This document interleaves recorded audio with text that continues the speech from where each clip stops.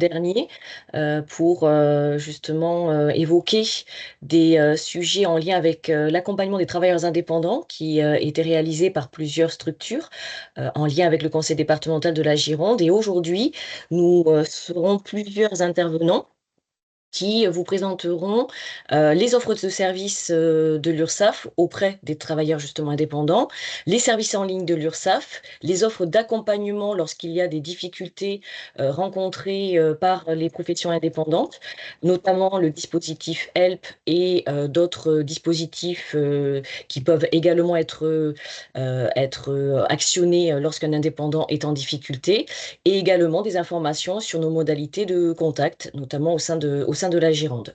Donc, plusieurs intervenants de l'URSSAF sont présents. Chacun va se présenter au démarrage de son intervention, pardon.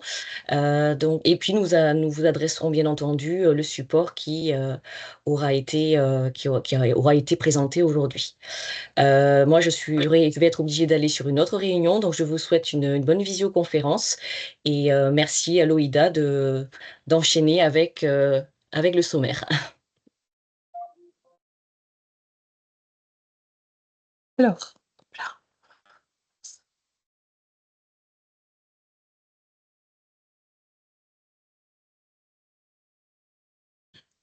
voilà.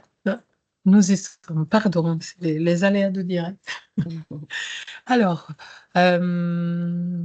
donc, je ne sais pas. Voilà. Est-ce que tout le monde voit le support, s'il vous plaît? Parce que moi, je Oui. suis un peu en aveugle par rapport à... C'est bon? Voilà. Très bien. Donc, bienvenue à tous à ces webinaires de présentation de l'URSSAF Aquitaine. On vous propose aujourd'hui une intervention autour des offres des services dématérialisés, de l'accompagnement que nous proposons aux travailleurs indépendants à différents moments de vie de leur entreprise, avec un focus assez précis sur le travailleur indépendant en difficulté.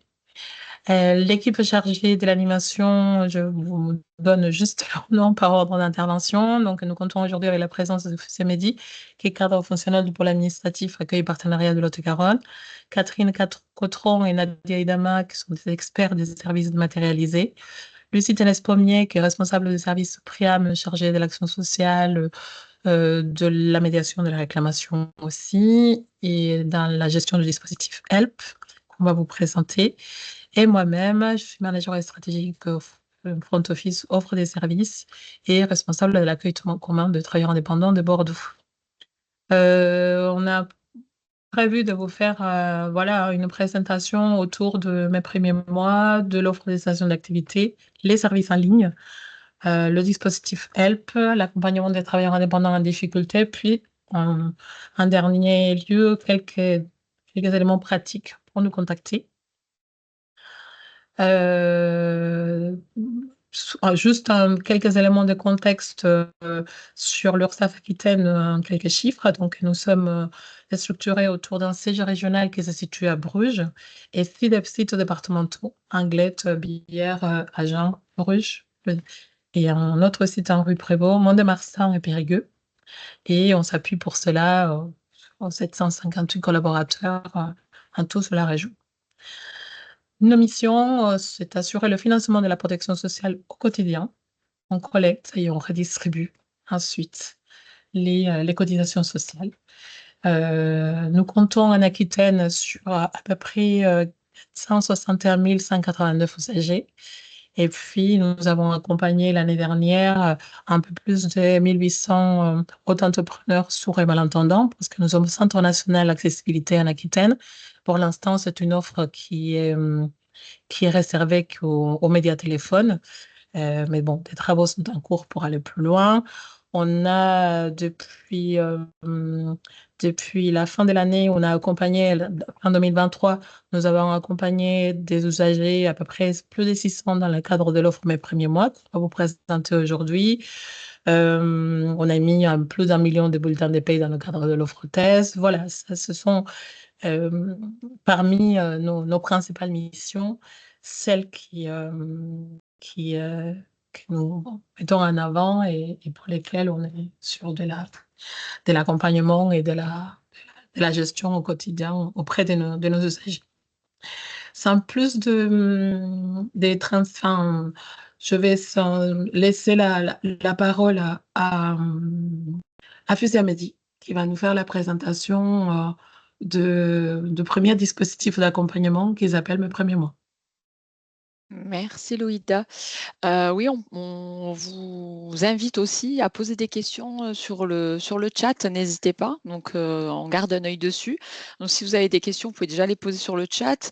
Et pendant la présentation, voilà, on prendra des temps de pause en fait après chaque partie pour répondre à ces questions directement à l'oral voilà, et participer directement. Donc, au niveau de mes premiers mois à l'URSSAF, donc c'est une offre de service qui émane du national. Et donc en région, donc toutes les régions d'URSSAF doivent contacter nos usagers. Donc il y a une offre, Louida, tu peux passer à la diapo, voilà, merci. Donc il y a une offre spécifique en fait qui vise à proposer à chaque créateur d'entreprise de moins de 12 mois, qu'il soit auto-entrepreneur ou travailleur indépendant classique. Ça, on va souvent faire le distinguo, nous, en URSSAF. Donc, on a vraiment tous les auto-entrepreneurs, SARL, EURL, travailleurs indépendants classiques, au réel, etc. Donc, ça s'appelle des travailleurs indépendants, des chefs d'entreprise. Mais on fait quand même le distinguo entre la cible qui est en micro-social, ceux qui sont auto-entrepreneurs, puisque déjà, ils n'ont pas le même site internet, c'est pas la même façon d'appeler les cotisations, etc. Donc, vous verrez que dans notre discours, ça sera adapté soit sur auto-entrepreneur, soit sur travailleur indépendant, pareil pour les services en ligne, etc. Donc, le travailleur indépendant et l'auto-entrepreneur ont accès à cette offre Mes premiers mois à l'URSSAF. Donc, on va suivre les travailleurs indépendants dits classiques sur 15 mois, puisqu'on va attendre qu'ils aient fait leur première déclaration d'impôt voilà, pour les accompagner, etc., avant de pouvoir les laisser partir sur un rythme de croisière. Et le suivi des auto-entrepreneurs, lui, il est sur 9 mois. Ce suivi, c'est quoi? Déjà, ils ont accès à une landing page qui est accessible sur un lien. Vous aurez le support, donc vous pourrez aller sur ce lien directement. Sur nos sites internet, que ce soit auto-entrepreneur.ursaf.fr ou bien ursaf.fr. Donc, il y a une newsletter et on les avertit en fait de leurs obligations, de leurs droits aussi, etc. Donc, le contenu, il est assez synthétique. Il y a des liens à chaque fois de redirection par rapport aux thématiques spécifiques du créateur d'entreprise. Ça peut être l'ACRE, par exemple, si je n'ai pas demandé l'ACRE, comment ça se passe, l'exonération, etc. En plus, on leur propose un rendez-vous personnalisé avec un conseiller de l'URSSAF. Donc, ce rendez-vous personnalisé, c'est plutôt téléphonique, mais si vraiment ils ne peuvent pas, c'est pas possible pour eux d'avoir un rendez-vous téléphonique et qu'ils préfèrent un rendez-vous physique, c'est aussi possible de leur donner un rendez-vous physique. Donc ça, c'est l'offre Mes premiers mois avec l'URSSAF, qui est quand même assez suivi. On est déjà à plus de 26 000 en Aquitaine. Nous, on fonctionne en région. Elle l'a présenté tout à l'heure, Louida, en ancienne région, donc région Aquitaine. Donc, on a déjà fait plus de 26 000 démarches auprès de nos usagers pour cette offre. Mes premiers mois à l'URSSAF et on a traité déjà à peu près 500 demandes de rendez-vous. Voilà. Voilà, pour vous dire que c'est pas on ne demande pas forcément un rendez-vous. Pour la plupart, les newsletters suffisent et les informations qu'ils ont déjà suffisent aussi. Voilà pour l'offre Mes premiers mois. Ensuite, on va passer à l'offre cessation d'activité. Donc, l'offre cessation d'activité, elle aussi, elle se retrouve. En plus, on a du coup fait des mises à jour sur nos sites internet, que ce soit sur ursaf.fr ou sur l'auto-entrepreneur.ursaf.fr. Donc, l'offre cessation d'activité, pareil, hein, c'est à l'attention des auto-entrepreneurs, des travailleurs indépendants classiques, qui sont en société ou pas, parce qu'on s'est rendu compte hein, qu'il y avait un frein, il y avait des difficultés à la cessation d'activité également. Parce qu'il faut savoir, par exemple, que les auto-entrepreneurs, si pendant 24 mois consécutifs, ils ne déclarent rien, on les sort du dispositif et nous, on les radie. Donc, même si on envoie des courriers qui leur dit attention, vous allez être radié, etc. Donc, c'est souvent en catastrophe qu'ils viennent nous voir à l'accueil pour effectuer leur déclaration de chiffre d'affaires, des choses comme ça. Alors que on peut prévoir tout ça. Il y a aussi une manière d'accompagner au niveau de la cessation d'activité. Donc, cette offre, c'est pour cette cible-là. Donc, c'est une offre que nous, on propose en proactif un petit peu, donc on va directement cibler. Le ciblage, on le fait pour ceux qui sont radiés, donc là où on les a déjà radiés, donc on leur propose cette offre, puisqu'on les accompagne même jusqu'à nos organismes prestataires. Et aussi pour ceux qui sont âgés de plus de 61 ans, 62 ans, donc qui approchent de l'âge de la retraite, donc où on peut penser qu'il peut y avoir cessation d'activité, ce qui n'est pas forcément le cas, puisqu'il y a aussi le cumul emploi-retraite, mais comme on en parle aussi dans l'offre cessation, c'est important qu'il soit aussi dans la cible. Donc ça permet, alors on peut continuer, oui, je pense sur la prochaine diapo. Donc elle a vraiment pour objectif d'informer par anticipation les publics, hein, notamment pour accomplir les formalités, ou bien sûr en réaction à une sollicitation, parce qu'on s'est rendu compte aussi que ça fait partie des nombreuses sollicitations suite à radiation. Donc on peut proposer du coup, grâce à cette offre, un accompagnement personnalisé. Donc vraiment sur les formalités de radiation, puisque ça ne se fait pas automatiquement pour certains. Enfin, j'ai parlé tout à l'heure de la radiation automatique. On est radié de l'URSSAF, mais pas forcément à l'INSEE, etc. Donc maintenant, ça se fait automatiquement, mais attention, il faut aller voir si à l'INPI, on est bien radié. Donc, site du gouvernement INPI, régularisation du compte URSSAF, ça vous allez voir même quand on parle d'accompagnement, tout à l'heure, Lucie Ténès-Pommier va vous expliquer un petit peu l'accompagnement de travailleurs indépendants. Notamment au niveau de la cessation, on se rend compte qu'il y a besoin d'accompagnement parce qu'on peut devoir de l'argent à l'URSSAF, comment ça se passe, j'ai plus mon compte pro, enfin j'ai plus le RIB, etc. Voilà, donc il y a besoin de cet accompagnement là-dessus aussi. Ça permet aussi d'évoquer des situations un peu plus particulières, comme je disais. C'est aussi de renseigner l'impact sur la radiation. Voilà. Je pense que c'est moi ce que j'avais tout vu. Loïda, si tu peux revenir en arrière. Voilà, l'impact de la radiation. Voilà, au niveau protection sociale, ce que je disais, on va jusqu'aux organismes de protection sociale, donc couverture maladie, chômage, et les formalités à accomplir auprès des partenaires notamment, voir si on remet à jour la carte vitale, voir si on a des droits, etc. Et on oriente en cas de difficulté financière auprès des différentes caisses d'organismes de sécurité sociale qui proposent aussi de l'action sociale. Il n'y a pas qu'à l'URSSAF. On peut continuer du coup. Voilà, et l'offre, elle comprend 2 axes. Donc, en première intention, une information généraliste pour les affaires courantes. On a un mémo qu'on envoie directement. Et en seconde intention, pour des affaires un peu plus complexes, là, on fait plutôt une approche individualisée et on propose plutôt un rendez-vous.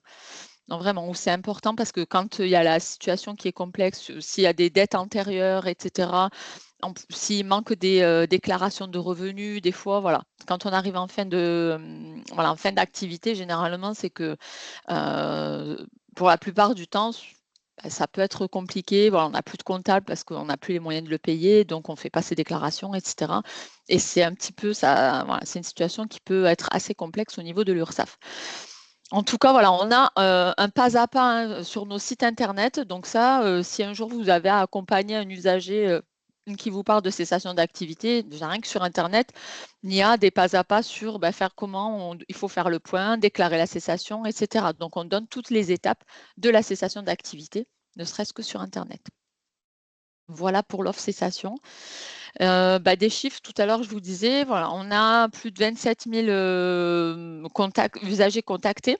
Donc, vous voyez la proportion entre les travailleurs indépendants et les auto-entrepreneurs. Donc, dans notre fichier, on a plus de 84% d'auto-entrepreneurs en création qu'on a contactés sur mes premiers mois avec l'URSSAF et 15% de travailleurs indépendants. Quand on dit travailleurs indépendants, dit classiques, qui sont en société, en entreprise individuelle. Au niveau de la cessation d'activité, depuis janvier 2024, on a contacté plus de 13 000 usagers. Et là, la proportion, vous voyez, elle est réduite. Il y a quand même plus d'auto-entrepreneurs, mais on est dans l'ordre de 60% et 40% à peu près de travailleurs indépendants classiques, puisque l'auto-entrepreneur, lui, s'il déclare, il paye. S'il n'a pas payé, il a fait un délai de paiement. C'est vrai qu'il y a vraiment plus de difficultés au niveau du travailleur indépendant dit classique qui, lui, doit faire ses revenus une fois par an, etc., souvent à l'aide d'un comptable. Donc là, on peut trouver plus de difficultés.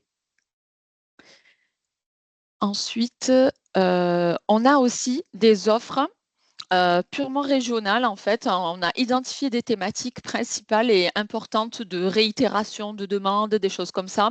Donc, on a des offres proactives qu'on appelle les offres prévention chez nous. Donc, tous les mois, on envoie aussi une campagne de mailing avec soit proposition de rendez-vous ou pas, ça dépend de la thématique, mais on a identifié notamment ma première déclaration. Donc pour les auto-entrepreneurs, souvent ils oublient de faire leur première déclaration de chiffre d'affaires, puisqu'on les laisse s'installer et ils ont une date d'exigibilité qui est assez tardive. Donc voilà, on envoie un mailing pour pas qu'ils oublient de faire leur première déclaration. Aussi sur le choix de la périodicité mensuelle ou trimestrielle, comme ça a un impact sur les droits France Travail. Donc on envoie aussi un courriel par rapport à ça.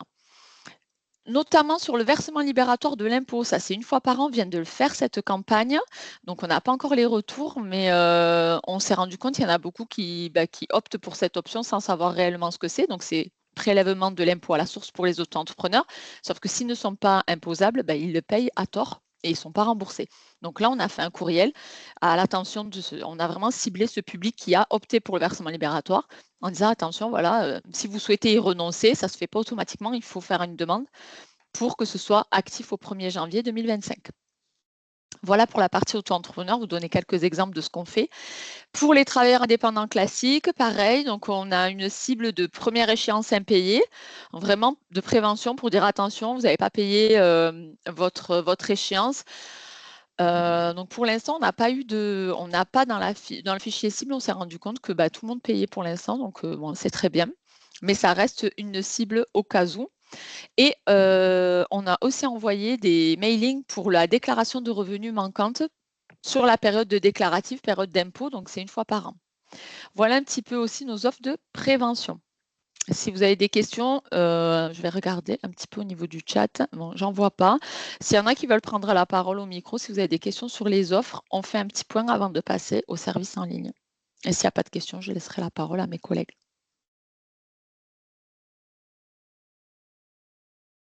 Oui, excusez-moi. Oui. Pour la déclaration de revenus manquante, je croyais que c'était les impôts qui vous fournissaient directement la déclaration de revenus. C'est exactement ça. Donc, s'ils ont bien fait leur déclaration d'impôt, s'ils ont fait leur déclaration c'est au même moment que la déclaration d'impôt qu'ils doivent déclarer le chiffre d'affaires pour les auto-entrepreneurs, le revenu pour les autres. Mais si nous, automatiquement, ça remonte chez nous, au bout d'un moment, ça se fait au mois de mai, la campagne c'est avril-mai, comme pour nous les salariés. Et ensuite, au mois de juin, juillet, donc on fait des relances. Donc là, ça a été relancé, il y a des relances parce qu'il y a des gens qui ne le font pas dans les temps ou qui ne le font pas du tout. Donc, et s'ils ne le font pas, au bout d'un moment, là, maintenant, là, vont partir, c'est parti là, la semaine dernière, les taxations d'office. On va les taxer d'office tous les travailleurs indépendants qui n'ont pas fait leur déclaration de revenus. Et généralement, la taxation d'office coûte cher. C'est sur des revenus, sur une base de plafond de la Sécu. Et bon, du coup, après, ça a un impact en accueil. Mais oui, Monsieur Ferrand, on a des gens aussi qui ne déclarent pas malheureusement. Donc voilà, on fait quand même une réitération de attention, vous n'avez pas déclaré, on attend toujours votre déclaration.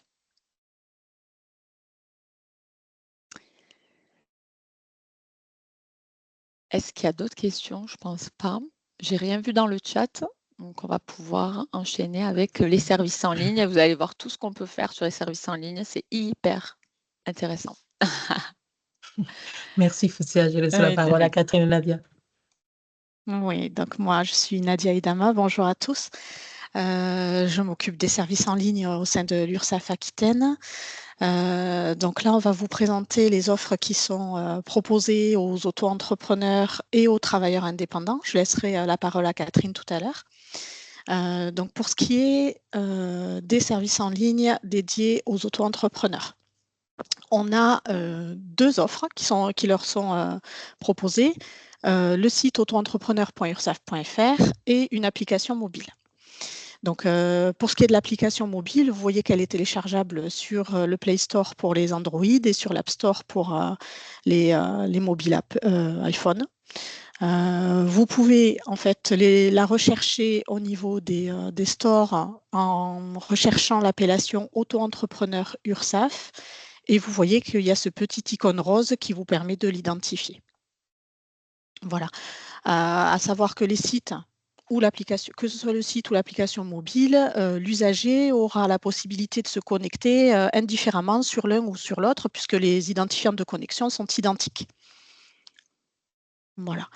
Ce qu'il faut savoir aussi, c'est que quand notre entrepreneur est immatriculé, qu'il a son compte ouvert à l'URSSAF, il doit aller se créer son compte en ligne pour disposer des différents services qui lui sont proposés, indifféremment, que ce soit sur le site ou sur l'application mobile.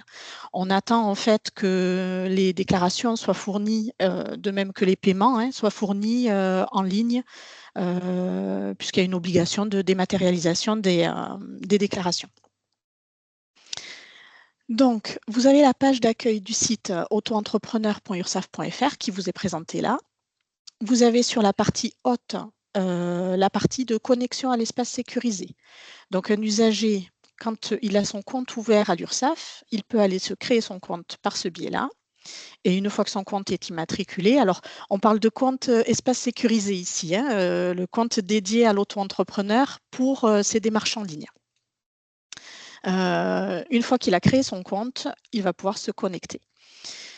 Ensuite, vous allez retrouver sur cette page d'accueil des informations. Donc, le petit bandeau bleu sont des informations assez réactives que notre Caisse nationale diffuse par ce biais-là, selon l'actualité.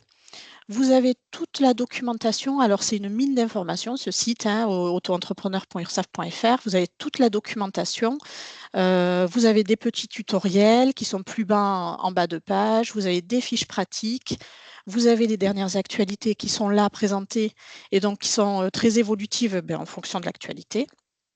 Donc, c'est un site qui est assez réactif et n'hésitez pas à les piocher à l'intérieur. Vous allez retrouver tout un tas d'informations qui sont très concrètes, très bien faites pour guider les usagers dans ces démarches, que ce soit au niveau réglementaire ou au niveau de l'utilisation des sites et des services. On va passer à la suivante. Merci. Alors, on a souhaité ici vous présenter les étapes d'inscription. Donc, vous avez s'inscrire sur auto-entrepreneur.ursaf.fr, qui est le bouton en haut de la page du site qui est créer mon compte, ou créer votre compte, pardon. Alors, l'usager, il va avoir besoin pour s'inscrire de son numéro de SIRET, de son numéro de sécurité sociale. Une fois qu'il a renseigné ces éléments-là, il va pouvoir passer à la page suivante où il va indiquer son numéro de téléphone portable, son nom, son prénom et son adresse courriel. Voilà. Une fois qu'il a mentionné ces éléments-là, il va cliquer sur créer mon compte et il va obtenir un lien dans sa messagerie où ce lien il est valable 1 heure et dès l'activation de ce lien, on va lui délivrer son mot de passe.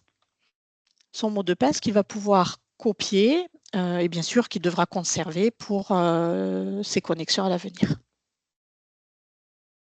Voilà. N'hésitez pas à poser vos questions au fur et à mesure si besoin. Donc, une fois qu'il a obtenu son mot de passe, il se connecte à son compte personnel.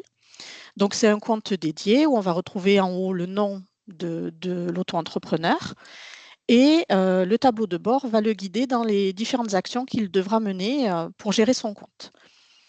Donc, vous avez le fil d'activité en haut qui va lui permettre d'identifier tout de suite s'il a un message reçu et transmis de la part de l'URSSAF. Donc, les messages sont repris dans le fil d'activité. Ça va être des messages transmis de la part de l'URSSAF ou des validations de déclaration. Quand l'auto-entrepreneur déclare et paye, on lui transmet également des confirmations d'enregistrement. Dans la partie basse, vous allez retrouver les différentes fonctionnalités en fait, qui sont classées sous forme de carte.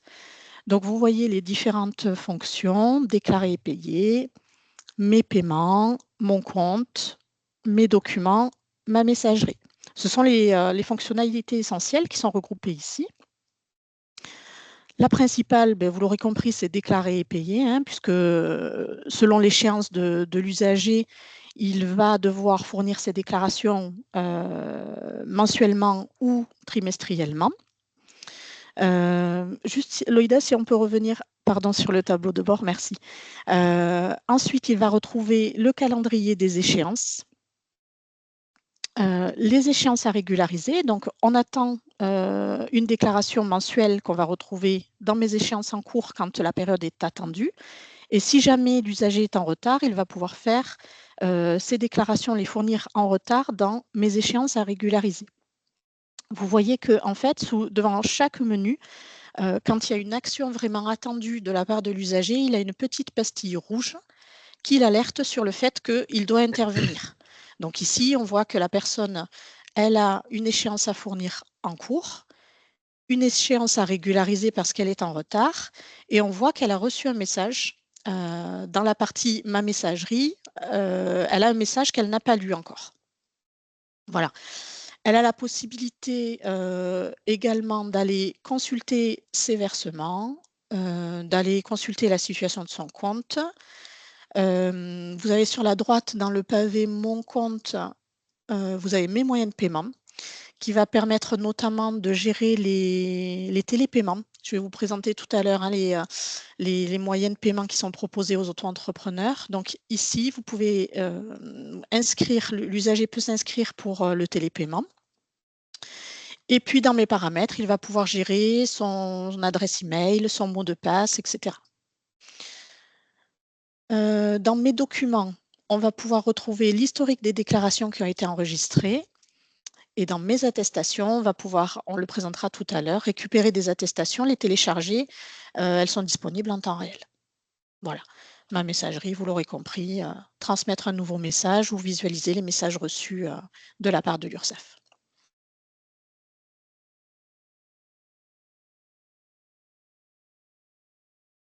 On peut passer, oui, à la déclaration. Merci, Loïda.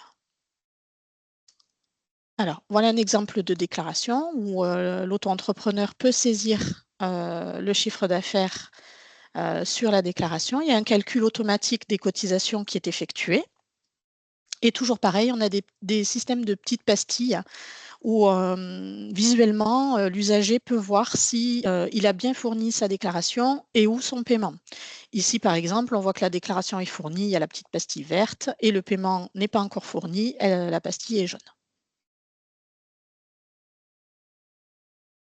On peut passer à la suivante, où vous allez voir le calcul des cotisations. Donc ici, on a calculé des cotisations à hauteur de 150 €, et quand on valide la déclaration, on peut ensuite passer au paiement. Donc vous voyez qu'ici, l'usager, il a 3 moyens de paiement qui lui sont proposés. Donc on propose le télépaiement, qui est une demande de prélèvement qui est transmise par l'usager. Donc tous les mois ou tous les trimestres, selon son exigibilité, il va demander à l'URSSAF d'être prélevé du montant des cotisations qui auront été calculées. Et ce télépaiement, il est transmis à la banque à la fin du mois de l'exigibilité. Donc c'est un moyen de paiement qui est souple puisqu'il est modifiable. Si jamais la saisie est modifiée, le télépaiement peut rester modifiable jusqu'à la fin, à la date limite. On propose tout récemment le virement en ligne, qui est un mode de paiement en fait qui permet à l'usager, une fois sa déclaration saisie, de communiquer les éléments nécessaires à sa banque pour que la banque procède à un virement. Donc c'est sécurisé puisqu'on permet un lien direct entre le site auto-entrepreneur et le site de la banque sur lequel il devra se connecter et s'identifier pour effectuer son virement. Et puis en troisième solution de paiement, on a la carte bancaire où si l'usager n'est pas adhérent au télépaiement, il peut procéder à un paiement par carte bancaire comme on peut le faire sur tout site internet. On peut voir aussi qu'il y a la possibilité de télécharger le justificatif qui est à fournir à France Travail. Une fois que la déclaration et le paiement ont été effectués, qu'il soit chiffré ou à néant, l'usager peut télécharger son justificatif.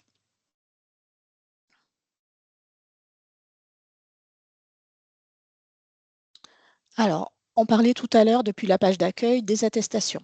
Dans le menu « Mes documents », vous allez pouvoir retrouver mes attestations. Il s'agit là en fait de récupérer des documents qui vont justifier des chiffres d'affaires.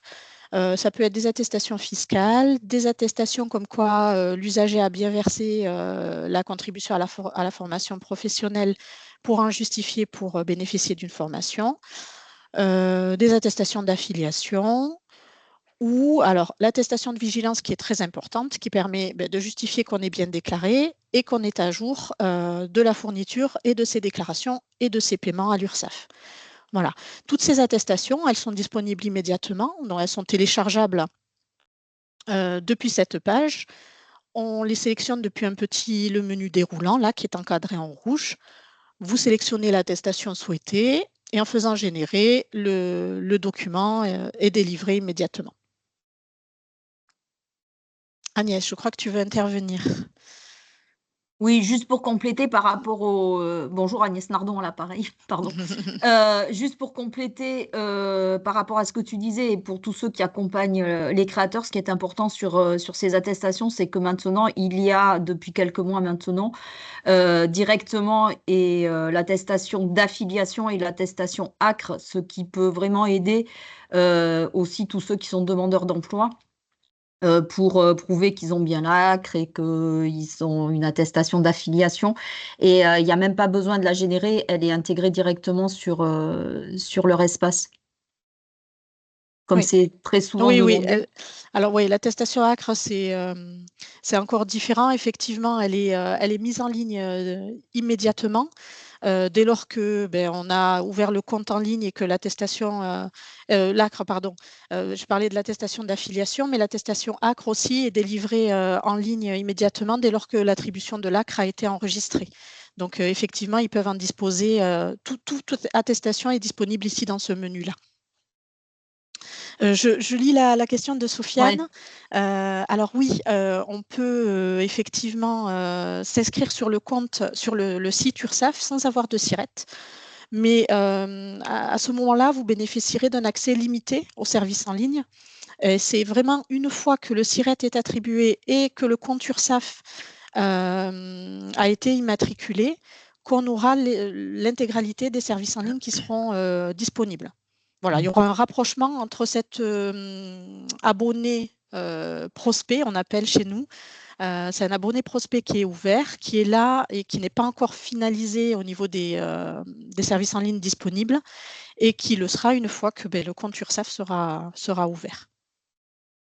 Mais oui, c'est possible de s'inscrire. Il y a une petite coche qui indique que le SIRET n'est pas encore attribué ou que le numéro de sécurité sociale aussi n'est pas encore attribué si jamais les démarches sont en cours. Et puis la finalisation se fait une fois que tout est finalisé en URSSAF. Voilà. Je crois qu'après, c'est la messagerie. Voilà. Donc, vous voyez, on vous a remis la petite carte qui est sur le tableau de bord avec la possibilité de rédiger un nouveau message. Donc, pour transmettre un message, vous avez un menu qui vous propose les motifs, en fait, pour bien orienter les demandes vers les personnes en interne qui seront à même de répondre à ces demandes-là. C'est important de bien respecter l'utilisation de ces différents menus pour traiter au plus vite la demande. Donc, vous voyez que vous avez par exemple la demande de remboursement, la demande de délai de paiement, la question sur la situation administrative du compte, la modification de la périodicité si jamais on veut basculer d'une périodicité mensuelle ou trimestrielle, des questions sur le versement libératoire de l'impôt sur le revenu. Voilà, les thématiques, toutes les thématiques importantes sont identifiables ici. Et selon le menu utilisé, ça peut donner lieu à la transmission d'un formulaire de demande, donc un message que l'on peut retrouver dans la messagerie, ou d'une demande de rendez-vous. Donc, si la personne a une question sur sa situation administrative, par exemple, elle peut demander un rendez-vous depuis son espace en ligne. Alors, la situation d'électronisme. Alors, on les suit en URSSAF. Il y a certes une obligation de dématérialisation, mais on sait très bien qu'il y a des personnes qui sont en difficulté avec l'utilisation des services en ligne. Beaucoup moins maintenant par rapport aux zones blanches, mais l'électronisme, oui, on les suit. On adapte la transmission. Alors, de façon générale, on ne transmet pas de déclaration de chiffre d'affaires papier aux auto-entrepreneurs, puisque il y a une obligation. Mais on est parfaitement conscient qu'il y a des personnes qui ne savent pas utiliser les services en ligne, qui n'ont pas forcément de téléphone ou qui sont en situation d'analphabétisme aussi. Hein. On en a quelques-uns qui ne savent pas lire ou pas écrire. Donc, on adapte. Ça reste à la marge, mais on fait en sorte que ces personnes-là puissent déclarer et payer sous format papier, mais vraiment, ça doit rester à la marge. Mais on en tient compte, bien évidemment. Bien sûr, je compléterai, Nadia, que tous nos sites aujourd'hui, on a de l'accueil ouvert au public dans l'ensemble des sites, que ce soit de l'accueil libre ou de l'accueil sur rendez-vous. Et justement, notamment un accueil libre et sur la population d'auto-entrepreneurs, c'est quelque chose qu'on prend en compte et des personnes qu'on accompagne. Presque tous les mois, on voit les mêmes personnes revenir et on les accompagne à faire leur déclaration. On les aide aussi à faire leur déclaration en ligne, dans l'objectif de les rendre autonomes, de leur apprendre à le faire. Mais effectivement, on est confronté à l'errance un peu électronique et puis on les accompagne dans la mesure du possible. On ne peut pas reconstituer un chiffre d'affaires à leur place, mais on les accompagne pour indiquer sur des tablettes où est-ce qu'ils doivent enregistrer le chiffre, etc., etc. Donc ça, c'est quelque chose qu'on gère dans nos accueils.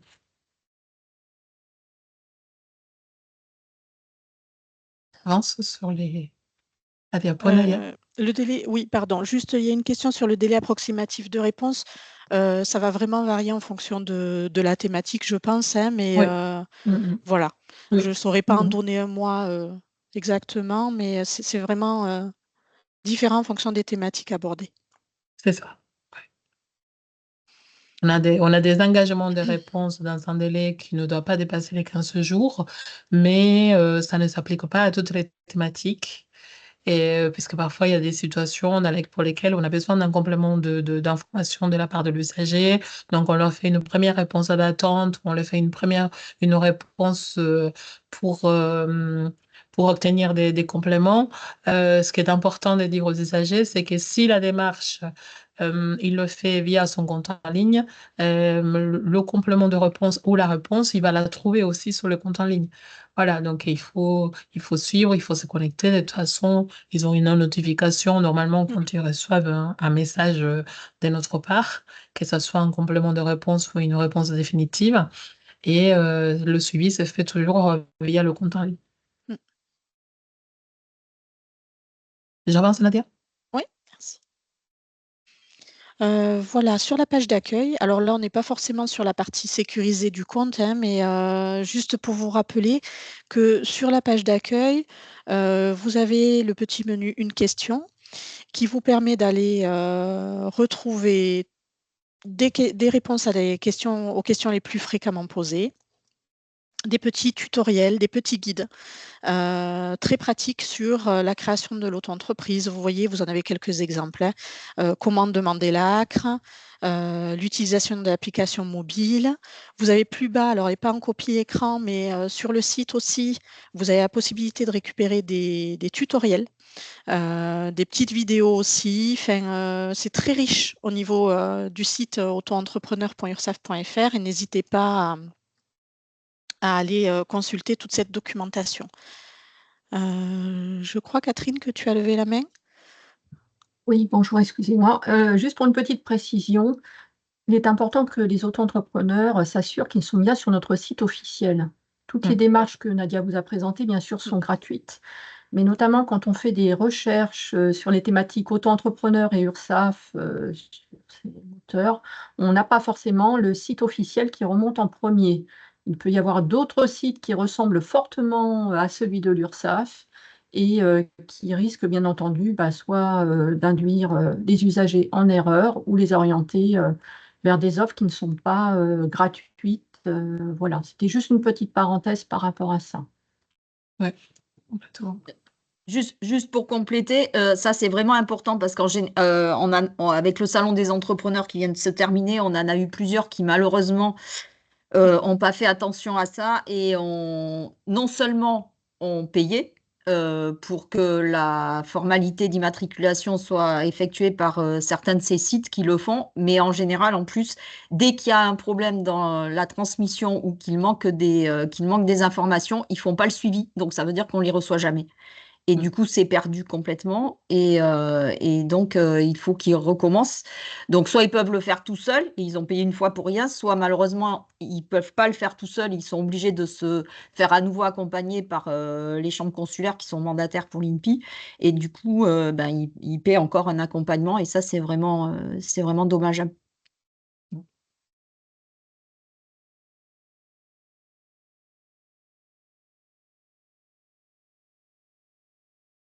Je crois qu'il nous restait une petite diapo sur l'application mobile. Voilà, pour vous donner des exemples, mais en fait, bon, les fonctionnalités essentielles, vous les retrouvez sur l'application mobile. Donc, comme on disait tout à l'heure, il y a la possibilité d'utiliser bien sûr le même mot de passe, que ce soit sur le site ou l'application mobile. La possibilité de s'inscrire aussi directement depuis l'application mobile ou de récupérer son mot de passe en cas d'oubli de mot de passe. Vous avez 2 petites copies écran. C'est l'utilisation de l'application mobile. En fait, elle est classée de façon identique, hein. Vous avez des petites icônes en bas avec les fonctionnalités de déclaration de paiement, de contact pour la messagerie, état du compte qui va vous permettre de récupérer tout ce qui est attestation, de consulter la situation de son compte comptable notamment. Je crois d'avoir le calendrier. Non, il doit être dans déclarer et payer. Enfin voilà, vous retrouvez toutes les fonctionnalités, à l'exception peut-être encore du paiement par virement pour l'application mobile, puisque le mode de paiement étant tout récent, on aura l'évolution qui sera livrée à la fin du mois. Voilà, ça ne va pas tarder, mais c'est prévu pour novembre pour le virement dédié aux auto-entrepreneurs. Voilà, vous retrouvez de la même façon les attestations, etc. Monsieur Ferrand, je Oui, vois que vous levez la main. Oui. oui. Est-ce qu'il existe un compte entre guillemets formateur qui permettrait d'accéder pour justement voir, montrer aux personnes comment ça se passe, toutes ces choses-là? Non, malheureusement, on n'a pas d'espace école. On aimerait bien en avoir un aussi, mais on n'en dispose pas. Par contre, vous avez les guides, voilà, qui sont très bien faits, qui reprennent et l'application mobile et le site. Vous pouvez les retrouver sur la page d'accueil du site, mais effectivement, on n'a pas de compte école. On aimerait bien en avoir également. Merci. Merci à vous. Je ne sais pas si vous avez des questions, n'hésitez pas. Non, je vois rien d'autre dans le chat. Il y avait la question sur les permanences en Gironde, mais je dis Ouais. qu'elle y était aussi sur la dernière diapo, la diapo de comment nous contacter. Donc voilà. Mais sinon, ça a été traité au fur et à mesure. Très bien, merci beaucoup. Mais je passe la parole alors à Catherine. Merci Nadia. Alors, juste pour préciser par rapport au guide qu'évoquait Nadia, aux fiches pratiques, etc., vous avez peut-être vu sur certaines diapositives, on vous a mis des liens justement vers ce qui était relatif à ce qu'on vous présente aujourd'hui. Donc, ce sont tout à fait des liens que vous pourrez utiliser aussi en situation face aux usagers si besoin. Alors, pour la partie travailleurs indépendants, donc le site incontournable, là, c'est ursaf.fr. Donc là, une source d'informations assez riche et complète. Donc, vous avez sur la partie gauche la page d'accueil d'ursaf.fr, donc où il y a déjà des informations utiles et qui concernent toutes les catégories d'usagers. Il faut aller en haut à gauche dans la petite icône menu pour avoir un accès vraiment par profil. Donc, dans notre exemple aujourd'hui, ce qui va nous intéresser, c'est le profil indépendant. Donc, une fois qu'on clique là, on arrive sur la page rose que vous avez à droite, où il y a de l'information qui est déjà ciblée sur les travailleurs indépendants, des actualités, des précisions sur les offres de services qu'on vous présente aujourd'hui. Et puis, il y a possibilité d'avoir de l'information plus spécifique selon qu'on soit par exemple artisan commerçant ou profession libérale non réglementée ou profession libérale réglementée. Donc là, c'est les petits liens que vous avez en bas à gauche qui vous permettent d'accéder directement à ces pages dédiées. Donc, ursaf.fr, là, c'est la partie qui est vraiment en libre service. On peut naviguer tranquillement. Et après, c'est la slide suivante, il y a possibilité aussi de se connecter, de se créer son accès à l'espace en ligne en tant que travailleur indépendant. Donc là, c'est dans la barre d'outils qui est de navigation qui est en haut. On vous propose de créer votre espace. Vous avez une liste déroulante qui s'ouvre selon le profil d'usager. Donc là, dans notre cas de figure, il faut préciser, on choisit si on est artisan commerçant ou si on est profession libérale non réglementée. Et comme tout à l'heure, ce que vous a expliqué Nadia, on va demander à la personne de créer son abonnement. Donc là, il faudra mettre par exemple son numéro de sécurité sociale, son nom, son prénom, son email, son téléphone. On aura une question de sécurité qui sera posée pour s'assurer vraiment de l'identité de la personne et ça déclenchera l'envoi d'un mail qui permettra d'obtenir son mot de passe et de commencer sa navigation sur le site. Une fois qu'on est en rythme de croisière, eh bien, on choisit se connecter et on aura à chaque fois à mettre son identifiant et son mot de passe. Donc voilà, c'était pour cette slide-là. Donc on peut passer à la suivante, Loïda, s'il vous plaît. Donc dès qu'on se connecte, en tant que travailleur indépendant, on arrive sur cet écran. C'est ce qu'on appelle le tableau de bord. Donc d'un simple coup d'œil, ça permet déjà à la personne de voir où en est sa situation de compte à l'URSSAF, de voir s'il y a des actions attendues, quelles sont ses dates clés en termes, par exemple, de paiement. Est-ce que ces échéances ont été réglées? Vous voyez, il y a un petit rectangle vert là. On arrive à voir ici que la situation est à jour, tout va bien. S'il y avait un incident sur le compte, eh bien, ça serait rouge. Et par exemple, s'il y a un débit, s'il y a une absence de versement, il y a déjà des alertes sur ce tableau de bord. De même qu'il y a un accès aux fonctionnalités les plus fréquemment utilisées, comme télécharger une attestation, comme consulter ses versements à l'URSSAF. Et puis en bas, on voit aussi un aperçu de la messagerie, de l'espace d'échange avec l'URSSAF, avec les derniers messages échangés. Donc ça permet d'accéder rapidement déjà à tout ce qui est le plus récent. On a aussi une rubrique actualité. Donc l'idée, c'est déjà en se connectant d'un simple coup d'œil, de voir s'il y a des choses qui nécessitent vraiment une réaction en tant que travailleur indépendant de manière rapide. Ensuite, on peut passer à la slide suivante, merci. Il y a sinon possibilité de naviguer vraiment en détail dans son espace en ligne. Donc les différentes rubriques du menu, donc accueil, c'est le tableau de bord qu'on vient de vous montrer. Il y a des fonctionnalités en lien avec tout ce qui est cotisation et paiement. Donc c'est là que la personne va pouvoir consulter les revenus qui sont connus à l'URSSAF, voir quels sont les montants de cotisation qui sont dus avec son échéancier annuel. Et c'est dans cette rubrique que la personne pourra venir payer ses échéances courantes, le cas échéant, ses dettes ou ses délais. On a ensuite une autre rubrique qui concerne les documents et démarches. Donc c'est là que la personne peut venir télécharger notamment ses attestations, qu'elle va pouvoir faire des demandes, le cas échéant, directement en ligne si elle a besoin pour un délai, des demandes de remise de majoration de retard, etc. Et si le travailleur indépendant embauche un salarié, c'est là qu'il pourra venir faire la déclaration d'embauche, qu'on appelle aussi la DPAE. La partie déclaration des revenus, c'est ce que vous évoquiez tout à l'heure, c'est notamment lorsque la personne n'a pas déclaré pendant la période d'ouverture par rapport à la DGFiP, que la personne est en retard, qu'elle va pouvoir venir saisir ses revenus sur le site de l'URSSAF suite aux relances qu'on aura pu avoir adressées, dont vous parlez, Fouzia, tout à l'heure. On a aussi une partie qui s'appelle gérer le compte. Donc là, c'est plus une gestion au niveau du profil, notamment le mot de passe, mes coordonnées en tant qu'abonné. C'est aussi ici que je vais pouvoir venir gérer pour mes paiements en ligne. Si j'ai un mandat de prélèvement automatique ou un mandat SEPA de télépaiement, c'est là que je vais pouvoir gérer si je souhaite changer de coordonnées bancaires, en ajouter, etc.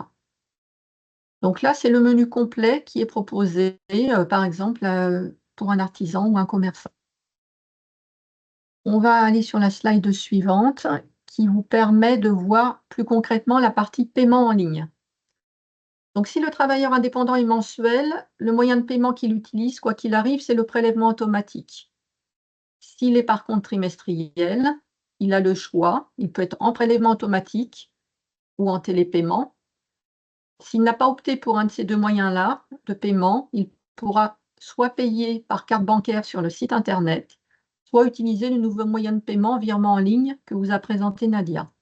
Donc, c'est ce qu'on visualise sur la petite copie d'écran à droite. Je suis dans le cas d'un travailleur indépendant qui, au jour d'aujourd'hui, n'a pas opté pour le prélèvement automatique. Vous voyez, il a 3 coches qui lui sont proposées. Soit il peut opter pour du télépaiement, soit il peut lancer son virement en ligne ou payer par carte bancaire. On vous a mis ici les petits liens pratiques par rapport à ces modes de paiement qui guident pas à pas pour une personne qui souhaiterait adhérer au prélèvement automatique en ligne ou le télépaiement ou utiliser la carte bancaire. Donc là, c'est la partie paiement pour les travailleurs indépendants. Ensuite, un petit aperçu de la rubrique messagerie où la personne peut échanger avec l'URSSAF. Donc, vous voyez, ça se représente, c'est assez proche de ce qu'on vous a montré pour les auto-entrepreneurs. On clique sur le bouton Nouveau message. On a en fait une page qui s'ouvre où la personne choisit le sujet principal de sa demande. Et en suivant, la personne va pouvoir vraiment rédiger sa question, y joindre des pièces si besoin.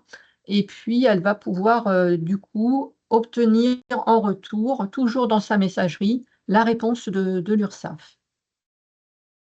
Donc, on a justement un exemple après qui concerne la demande de rendez-vous. Si en tant que travailleur indépendant, je veux demander un rendez-vous à l'URSSAF, donc je clique sur messagerie, donc je choisis la demande de rendez-vous.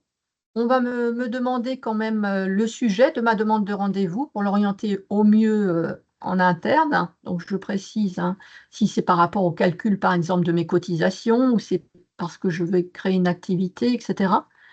Et donc, j'ai un formulaire qui s'ouvre que vous avez à droite, où justement, je peux là préciser ma question, joindre des fichiers.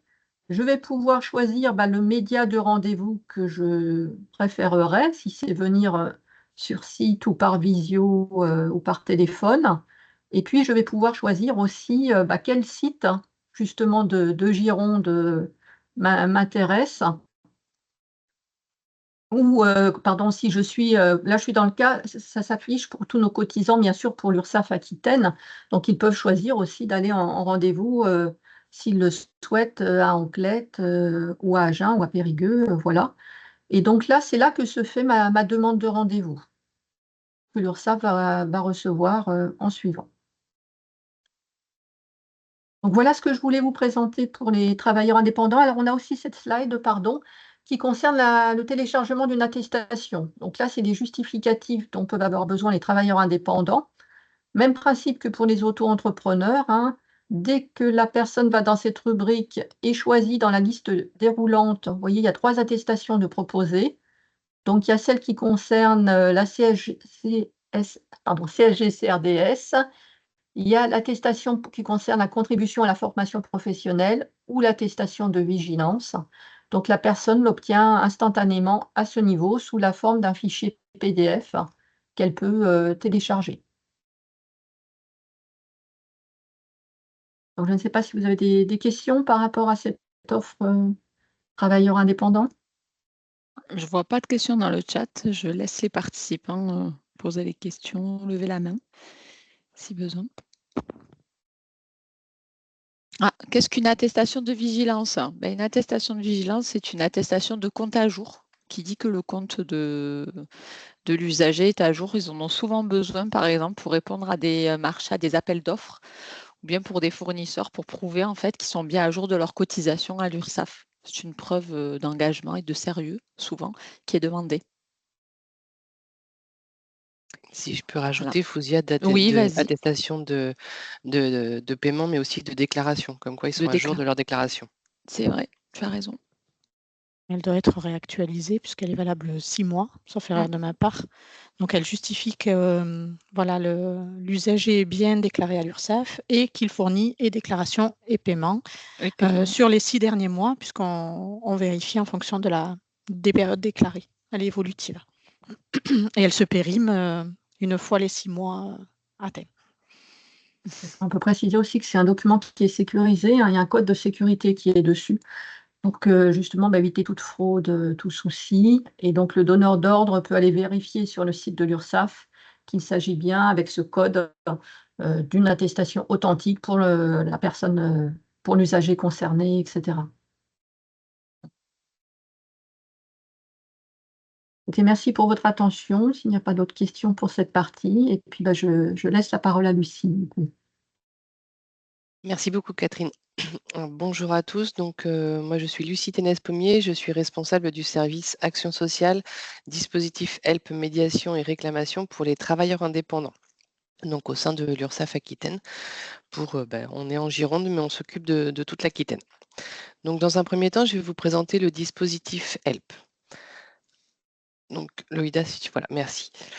Donc, le dispositif Help, qu'est-ce que c'est? En fait, c'est un dispositif qui permet une offre coordonnée de tous les acteurs, de 4 acteurs de la sécurité sociale pour accompagner les travailleurs indépendants qui sont en difficulté. Donc, les 4 acteurs, c'est la Caisse d'allocation familiale, la CARSAT, l'assurance maladie et bien entendu l'URSSAF. Donc à l'origine, on a constaté que les difficultés de paiement des chefs d'entreprise peuvent résulter de différents problèmes cumulés qui sont des problèmes de santé, des problèmes économiques et qui dépassent le seul champ de compétences de l'URSSAF. Donc pour offrir une prise en charge coordonnée, on a créé le dispositif HELP. Il existe depuis le 1er décembre 2021 en Aquitaine. Il a été déployé à différentes dates dans tout le territoire français. Donc, le dispositif permet de mobiliser les multiples leviers d'action de la sécurité sociale pour apporter une réponse globale et dans un même temps aux fragilités qui sont identifiées pour permettre donc aux travailleurs indépendants de bénéficier des aides ou des prestations auxquelles ils ont droit. Alors, comment ça se passe? C'est un service qui est totalement dématérialisé. Les aides ne peuvent pas être faites de manière papier. Donc, encore une fois, voilà, il faut se connecter. Donc là, il faut se connecter au site qui s'appelle Démarche simplifiée.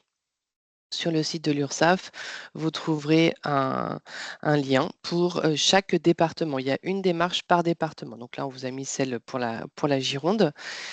Une fois que l'usager, le travailleur indépendant s'est connecté, il faut qu'il complète un questionnaire. Donc, les premières questions, c'est sur ses coordonnées, son SIRET et la nature de l'activité. Et ensuite, il a 10 questions auxquelles il doit répondre. Les réponses sont simples, c'est oui ou c'est non. Il n'y a pas d'autre possibilité et il n'a pas non plus la possibilité de commenter, de mettre un commentaire par rapport à ses difficultés. Ensuite, au niveau de l'URSSAF, on réceptionne ce questionnaire et en fonction des réponses données, on oriente l'usager vers le questionnaire vers les organismes qui sont concernés par les réponses de l'usager. Donc ensuite, chacun de son côté étudie le dossier. Bien entendu, on prend contact avec le travailleur indépendant pour connaître ses difficultés et savoir la solution la plus appropriée à sa situation. Au niveau de l'URSSAF, nous, on peut proposer des délais de paiement. On peut proposer également des estimations de revenus si l'usager nous dit que son activité est en baisse parce qu'il a des soucis de santé, par exemple. Et tu as été un peu trop vite, Toïda. Et on peut proposer également de l'action sociale que l'on verra par la suite.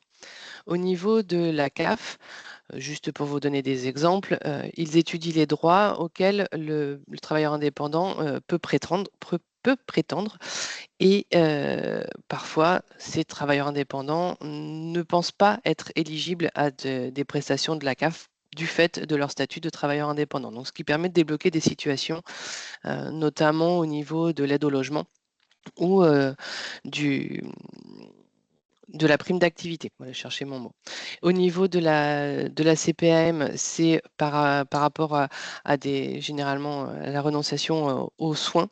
Hein, c'est ou à un manque de mutuelle. Si l'usager ne peut pas se payer une mutuelle, voilà, il y a des dispositifs et selon ses revenus, il y a des dispositifs qui existent. Et au niveau de la CARSAT, c'est pour les usagers qui veulent préparer leur départ à la retraite. Et ensuite, donc chaque organisme étudie le dossier de son côté et apporte une réponse à l'usager de son côté. Il n'y a pas de réponse commune pour l'usager, c'est chacun prend sa partie et répond, mais ça se fait de manière coordonnée du fait que ça se passe via le site Démarche simplifiée et c'est surtout que ça se passe en même temps, c'est-à-dire que les difficultés de l'usager on peut essayer de les résoudre dans un même temps pour l'aider à se sortir d'une situation compliquée dans laquelle il est. Je ne crois pas avoir oublié quelque chose. Est-ce que vous avez des questions sur le sujet? Je ne vois pas de questions à l'écrit. Non. Vous dire, j'ai rien oublié, c'est bon? Non, c'est très complet, ouais, c'est ça. Très bien. Alors, on va passer ensuite à l'accompagnement des travailleurs indépendants en difficulté. Donc, à l'URSSAF, on propose différents types d'accompagnement. La première possibilité, et c'est ce qu'il faut conseiller à nos travailleurs indépendants, c'est faire une estimation de revenus quand ils se rendent compte que leur revenu, leur chiffre d'affaires va diminuer. Donc là, c'est vraiment pour les travailleurs indépendants classiques. Hein, on ne parle pas des auto-entrepreneurs. Ils ont la possibilité sur monursaf.fr que vient de vous présenter Catherine, de demander le recalcul de leur cotisation en fonction d'un prévisionnel qu'ils feront pour l'année. À ce moment-là, ils obtiennent donc un calcul qui est cohérent avec la santé de l'entreprise, hein, et donc ils ne vont pas payer des cotisations supérieures à ce que ça pourrait être avec la régularisation. Et dès que le calcul est fait, ils ont un nouvel échéancier de paiement qui leur est adressé et qui indique le nouveau montant des cotisations. Deuxième possibilité ensuite, qui vient dans un deuxième temps, c'est donc là c'est la réévaluation des cotisations. Donc vous avez la copie d'écran du compte travailleur indépendant pour la réévaluation des cotisations. C'est bon, Loïda, tu peux passer à la suite. Ensuite, la deuxième chose à faire, c'est demander un délai de paiement. Et là, c'est pareil, ils peuvent le faire directement en ligne dans leur espace. Et si la demande correspond aux consignes que nous avons du national, par exemple, la demande sera traitée automatiquement et gérée. Par contre, si derrière il y a une petite exception, eh bien, ce sont nos gestionnaires qui traitent la demande de délai et qui répondent ensuite aux travailleurs indépendants pour l'octroi de leur délai. Alors, il y a là, on est sur le site auto-entrepreneur. Il y a la même chose sur le site travailleur indépendant que tu dois voir juste après. Voilà, Loïda. Voilà, c'est demander un délai de paiement.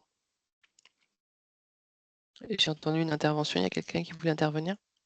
Je voulais juste compléter que le traitement automatique, c'était jusqu'à ces échéances et par Oui. prélèvement.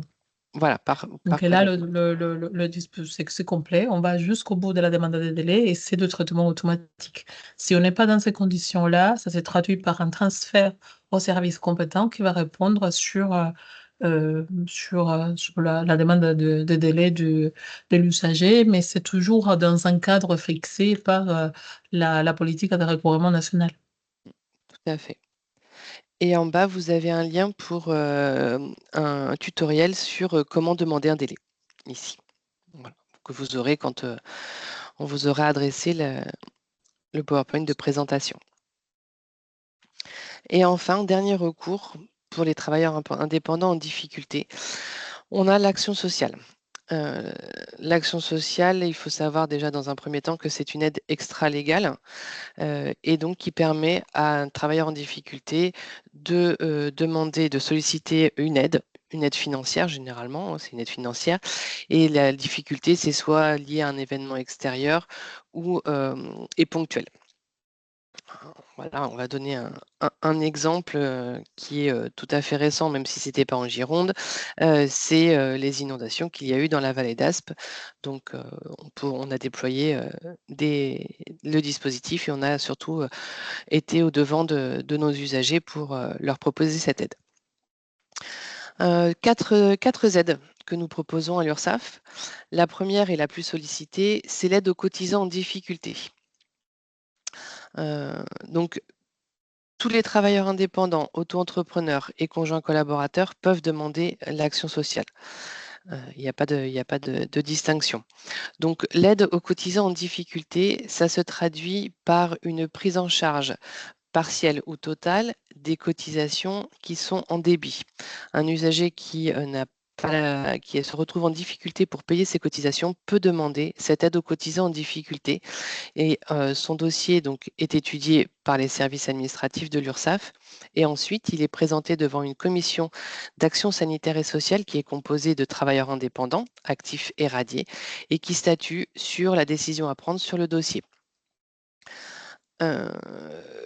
Les critères, Bien. Lucie, est-ce que tu Oui. peux... Oui, j'allais y venir. Juste pour dire que ce n'est pas automatique, l'octroi de ces aides n'est pas automatique et il est décidé donc par cette commission. Donc, critère des aides en général, c'est être actif. Voilà. Ensuite, il faut avoir effectué au moins un versement. J'ai perdu la suite. Ne pas être en procédure de lutte contre le travail dissimulé, ne pas être contestataire du monopole de la sécurité sociale. Et ensuite, pour l'aide aux cotisants en difficulté, par exemple, il faut que la dette ne dépasse pas 50 000 euros. Ce sont les principaux critères. Ensuite, on a l'aide financière exceptionnelle. Cette aide, c'est un secours financier qui est octroyé, tout pareil, à nos usagers. Donc, le même système, c'est-à-dire que ça passe devant la commission d'action sanitaire et sociale qui décide de l'octroi de cette aide. Elle est d'un maximum de 6 000 euros par an. Elle est versée donc aux travailleurs indépendants sur son compte bancaire personnel. Ça, il faut bien l'entendre. C'est pas pour aider son entreprise, c'est vraiment pour l'aider lui à vivre et à passer une difficulté passagère. Ça peut être pour compenser une perte de chiffre d'affaires aussi. Et ça peut se cumuler avec l'aide aux cotisants en difficulté. Ensuite, on a, donc ça c'est la deuxième aide qui est la plus sollicitée, je dirais, par nos travailleurs indépendants. Ensuite, on a on a l'accompagnement au départ à la retraite qui, lui, permet à un usager qui va partir à la retraite ou qui vient de partir à la retraite de passer ce passage un peu difficile avec la perte de revenus que ça peut engendrer. Les conditions sont un peu plus drastiques, je dirais, puisqu'il faut avoir eu une carrière majoritairement de travailleurs indépendants, donc que ce soit en AE ou en auto-entrepreneur, ou en travailleur indépendant classique. Et il faut avoir une majorité de sa carrière qui était en travailleur indépendant. Et il faut également être non imposable durant les 2 dernières années. Que le ménage ou le foyer soit non imposable durant les 2 dernières années. Donc cette aide peut aller jusqu'à 10 000 euros.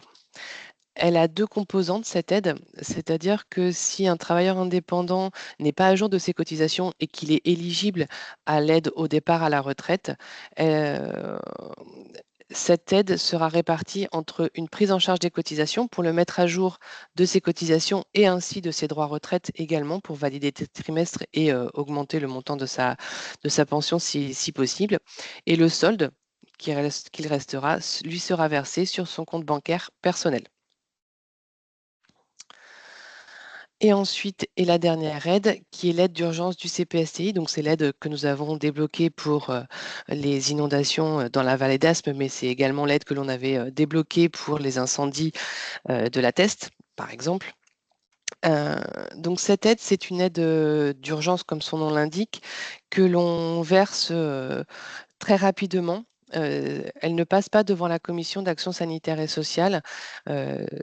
On demande moins de documents et surtout, voilà, il faut être actif, avoir fait des versements pour pouvoir en bénéficier. Toujours pareil, hein, pas de contestataire ni de contrôle au niveau de la lutte contre la fraude et le travail dissimulé. Mais c'est une aide qui est d'un maximum de 2 000 € pour parer au plus pressé, je dirais, quand un de nos usagers a perdu tout dans sa maison ou beaucoup de choses, quoi, dans son lieu de travail, pardon, ou beaucoup de choses, ça lui permet de racheter l'essentiel pour recommencer à travailler au plus vite. Elle n'est pas conditionnée au fait que la catastrophe soit classée en catastrophe naturelle par le gouvernement. Et elle n'est pas conditionnée non plus vis-à-vis des assurances. On est totalement à part. Elle peut se cumuler cette aide avec une aide financière et une aide financière exceptionnelle et une aide aux cotisants en difficulté. Nouveauté depuis cette année, compte tenu de ce qu'il s'est passé dans le Nord, si un deuxième événement survient 1 mois, 2 mois, 6 mois après, pour ce même usager, il peut redemander l'aide d'urgence. Alors, on ne leur souhaite pas, on est bien d'accord, hein, puisque c'est quand même assez catastrophique pour eux. Mais en tout cas, ils peuvent redemander une deuxième fois. Ensuite, comment demander ces aides? Alors là, vous trouverez les formulaires. Il y a un formulaire par demande, un formulaire différent par demande qu'il faut compléter à chaque fois pour chaque demande, même si l'usager veut faire une demande d'aide aux cotisants en difficulté et une demande d'aide financière exceptionnelle, il faut qu'il complète 2 formulaires. Ça se trouve sur le site sécu-indépendant.fr à la rubrique Action sanitaire et sociale. Et dans cette rubrique, si tu peux passer à la suite, Loïda, s'il te plaît. À la slide de... Oh, pardon.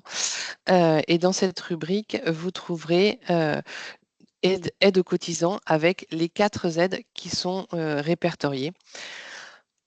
Quand l'usager cliquera sur une des aides, il aura les conditions d'éligibilité, il aura le formulaire vierge qu'il devra enregistrer sur son ordinateur ou alors imprimer et nous envoyer papier, mais c'est plus simple de l'enregistrer, de le compléter, il est complétable.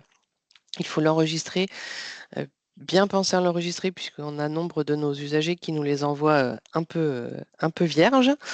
Et donc, on est obligé de les resolliciter. Et ensuite, il y a également les pièces justificatives à fournir qui sont pour toutes les aides, sauf pour l'aide d'urgence, l'avis d'impôt ou de non-imposition, l'avis d'imposition ou de non-imposition, le dernier avis, et un RIB personnel pour l'aide financière, l'accompagnement au départ à la retraite et l'aide d'urgence. Et donc les 2 derniers avis d'impôt pour l'accompagnement au départ à la retraite. Et également tout justificatif qui permettrait de mettre en lumière les difficultés auxquelles est confronté l'usager. Et donc ensuite, il devra envoyer tout ceci donc, à la slide suivante via son compte en ligne avec votre demande concerne une demande d'action sociale. Donc à adresser. Et après, examen de la demande par la commission ad hoc qui se réunit tous les mois. Et une notification est adressée aux usagers suite à la prise de la décision. Notification d'accord ou de rejet ou d'accord partiel pour une aide aux cotisants en difficulté. Donc l'action sociale, c'est une aide extra-légale, donc ce n'est pas un droit, c'est une possibilité d'accompagnement. Et donc la décision ne peut pas être contestée. Elle est non contestable. On a pour habitude de dire que les décisions de la commission sont souveraines. Tout à l'heure, la question a été posée sur le temps de réponse.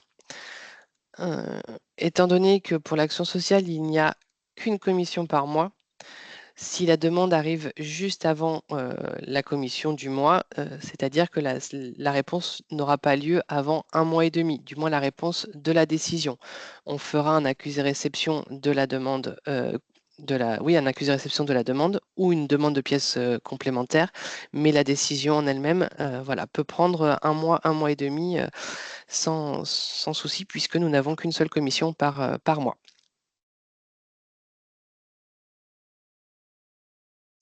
Est-ce que vous avez des questions sur l'action sociale?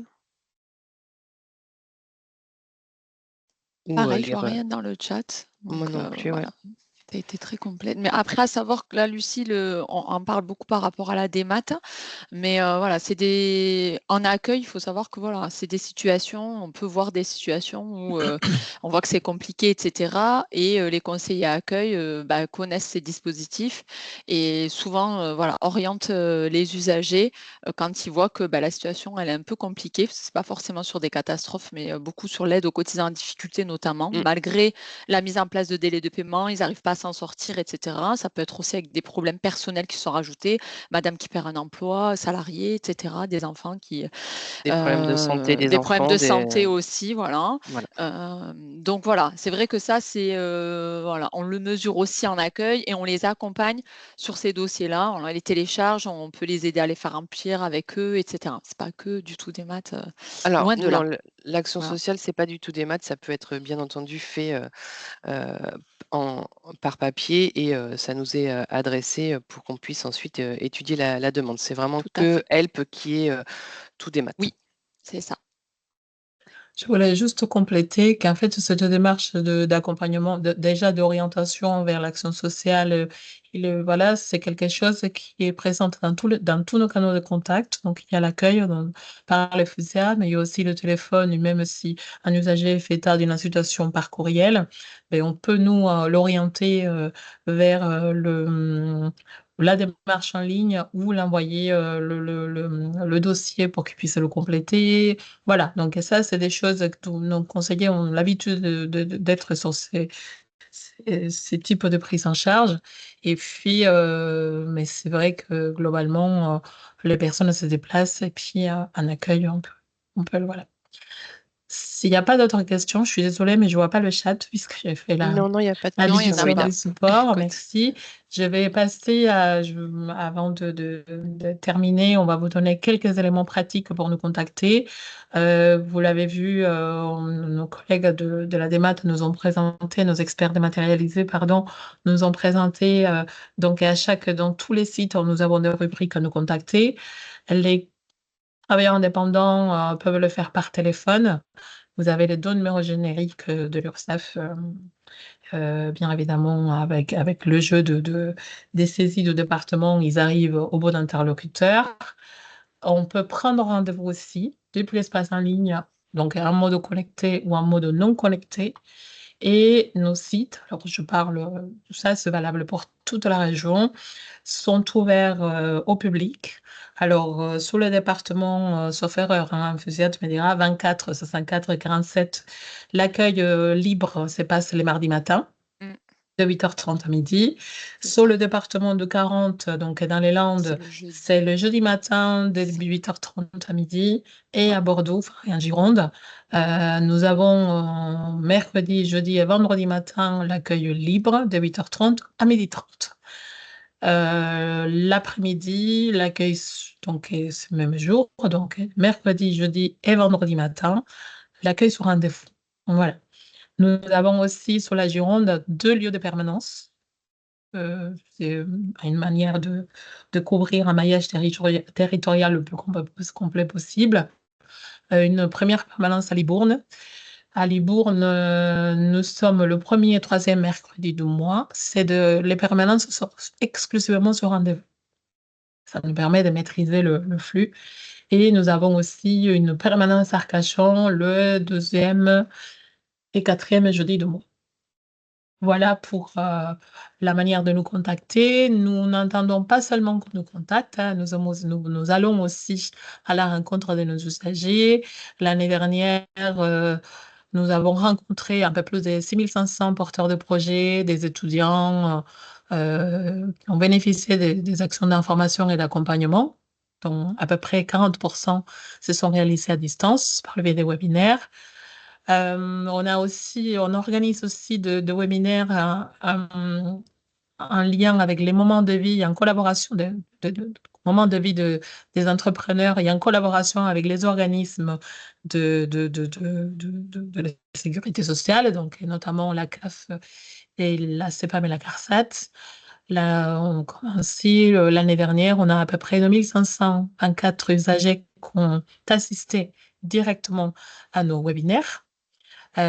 Toutes les informations se trouvent sur la page régionale, sachant que le webinaire, de toute façon, il est renvoyé après, le lien du webinaire, il est renvoyé après à toute la cible et son compte à la cible, c'est un peu plus de 180 000 personnes qui ont eu, auxquelles on a envoyé ces liens de webinaire pour qu'ils puissent visionner un peu plus tard les éléments de présentation. Voilà, donc on a créé un fort réseau partenarial avec notamment les organismes de sécurité sociale. On a à peu près 2 webinaires par an avec la CARSAT et 3 ou 4 autres qu'on organise avec la CEPAM et la CAF pour informer sur les droits et sur les devoirs. Et plus récemment, donc depuis juillet de cette année, on a mis en place une expérimentation avec vous, hein, donc avec la plateforme du conseil départemental de la Gironde. Et ainsi, on a mis en place donc cette action, ça fait partie d'actions portées dans le cadre de ces partenariats, pardon, mais aussi on a mis à votre disposition une balle générique.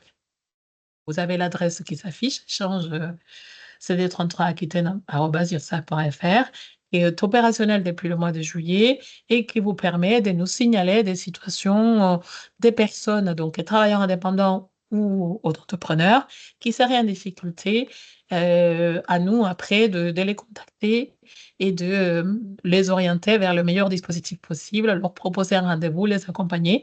Donc, on vous incite à l'utiliser. Depuis cet été, je pense qu'on en a eu 1 ou 2 signalements. C'est très important pour qu'on puisse donner suite à ces signalements-là, d'avoir les coordonnées des personnes, nom, prénom, numéro de sécurité sociale, le SIRET, téléphone, courriel, et surtout d'indiquer à ces personnes que nous appelons depuis un numéro court, qui est le 36 98 ou le 39 57 qui s'affiche, parce que pour les peu de cas qu'on a eu, on n'a pas réellement réussi à avoir l'interlocuteur. Voilà. On était confronté au cas d'une personne dont la messagerie n'accepte pas de laisser des messages. Donc, c'est très important voilà, de les orienter vers nous, de nous solliciter via cette balle et nous prenons le relais. Et vous ferons un retour de l'action proposée aux travailleurs indépendants si vous le souhaitez. Voilà pour ces questions pratiques. Est-ce que vous avez des questions? Si vous pouvez, je vais arrêter le partage peut-être pour Toujours rien dans le chat, mais voilà, s'il y a quelqu'un qui a des questions. pouvoir vous voir, puisque sinon je vois personne. Voilà, me voilà revenu parmi vous. Est-ce que vous avez d'autres questions? Oui, Monsieur Ferrand, il lève la main. Oui. Allez-y. Alors, moi, ça concerne les appels de cotisation. Oui. Où j'ai l'impression on a du mal à trouver comment sont calculés les appels, les acomptes, la base, les taux appliqués. Ça, c'est pour ceux qui sont au réel simplifié. Et quand il y a une régule, savoir qu'est-ce qui fait partie sur le nouvel acompte, sur le nouveau document, ce qui concerne la régularisation, la base de calcul, les taux, etc. Et ce qui concerne la suite de l'acompte. Il y a Alors, plusieurs questions, il y a plusieurs réponses. plusieurs questions. Moi, je vous dirais, vous avez vu je pense que la présentation qui a été faite du site vous permettra d'accompagner au mieux les personnes. Les bases des calculs, ce sont les bases des calculs que l'usager va déclarer, que ce soit via le site de la DGFiP ou des impôts, ou que ce soit une déclaration qu'il fait en passant, que ce soit en mode connecté ou pas. Donc, à l'origine, on a une déclaration. Et si on n'a pas de déclaration, on a une taxation d'office. Taxation d'office qu'on va actualiser à partir du moment où on a une déclaration de revenus. Le mode de calcul, c'est en fonction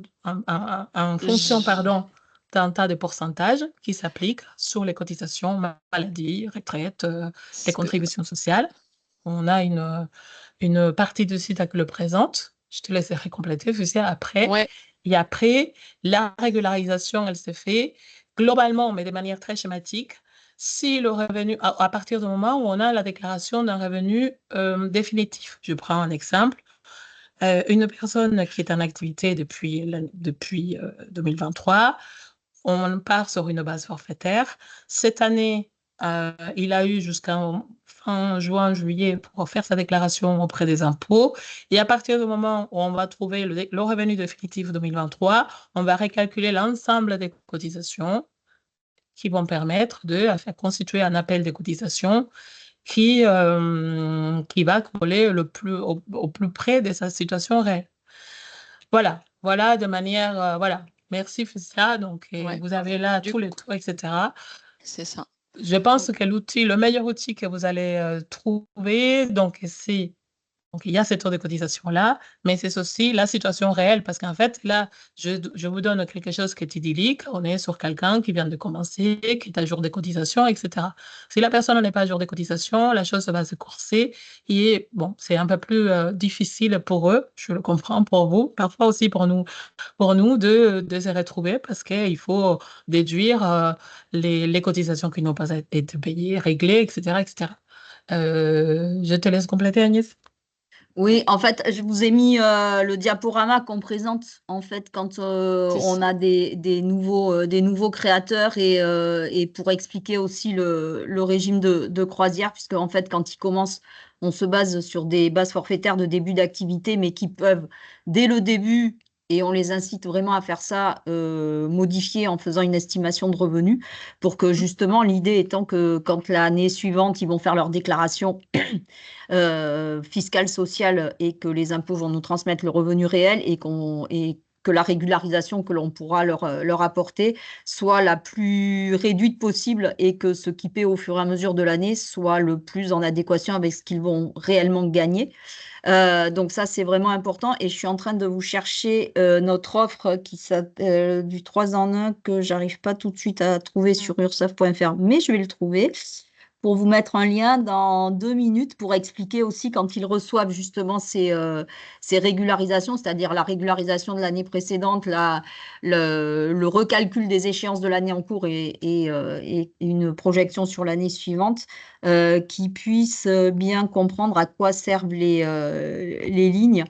Je suis en train de le chercher, mais c'est vrai qu'il y a des moments encore sur ce nouveau site, je n'ai pas les automatismes faut vraiment pour les comprendre. retrouver, mais je vais le trouver d'ici à ce qu'on... Je te laisse chercher ça, Agnès, et je vais Merci. rapidement expliquer du coup pour le travailleur indépendant classique, donc la diapositive que je vous ai mis. Donc automatiquement, eux, ils ont droit à l'ACRE s'ils n'ont pas déjà été en indépendant dans les 3 dernières années. L'ACRE, c'est une exonération partielle des charges. Donc, ils doivent quand même payer un reliquat, là, vous le voyez. La base forfaitaire, il y a un forfait, puisqu'on ne connaît pas leurs revenus en début d'activité. Même s'ils commencent pas en janvier, ils peuvent commencer en février, en mars, jusqu'en fin d'année. Bien sûr, cette base forfaitaire, elle est basée sur les 8 810 €, c'est 19% du plafond annuel de la sécurité sociale. Et c'est pour quelqu'un qui démarre au 1er janvier. S'il démarre en cours d'année, c'est proratisé. Donc là, pour quelqu'un qui démarre au 1er janvier, qu'il soit artisan ou commerçant ou voire en profession libérale, il aura entre 1 500 et 1 600 € à payer parce qu'il doit quand même payer de la retraite complémentaire, de la CSG-CRDS et de la formation professionnelle. S'il ne nous dit rien, ça va rester comme ça. S'il fait le pas, tout à l'heure, Lucie vous a montré une diapositive sur l'estimation de revenus, il peut dès le début, en fait, dire non, moi je ne me sors pas du tout je ne vais pas avoir de bénéfices ou je ne me sors pas de rémunération parce que je suis en impôt sur les sociétés et que j'ai mes droits France Travail, par exemple, pendant 2 ans, donc je ne vais pas me sortir de rémunération, je suis à 0. Il faut qu'il nous le dise. S'il ne nous le dit pas, le système ne le sait pas. Et forcément, on va rester sur cette base forfaitaire jusqu'à ce qu'on ait les revenus réels qui vont être déclarés aux impôts. Donc, au mois d'avril ou mai de l'année d'après. D'accord? Donc voilà comment ça fonctionne. Après, vous avez du coup, donc là, c'est la liste de tout ce qui est demandé, c'est les risques qu'on appelle, nous, les risques. Hein. Ils cotisent pour tout ce qui est maladie, maternité, indemnité journalière, retraite de base, retraite complémentaire, invalidité décès, CSG-CRDS, la formation. Tous les travailleurs indépendants ne cotisent pas pour le chômage, il faut le savoir. Donc, qu'on soit auto-entrepreneur, SARL, URL, en entreprise individuelle, il n'y a pas de cotisation chômage. Voilà, donc ça représente quand même sur le bénéfice à peu près 45% de charge. D'accord? Donc ça, c'est important. Et la notif du 3 en 1, le 3 en 1, M. Ferrand, c'est quand ils reçoivent en fait leur cotisation. Donc on parle de cotisation de croisière en fait. Il y a un échéancier qui est mis à disposition sur le compte avec mensuellement ou trimestriellement combien ils doivent sur cette base forfaitaire. Du moment où on reçoit le revenu réel, on va aller réajuster les cotisations et les provisionnels qui doivent pour l'année qui doit se terminer. Et en plus, on va faire un calcul définitif sur l'année N-1.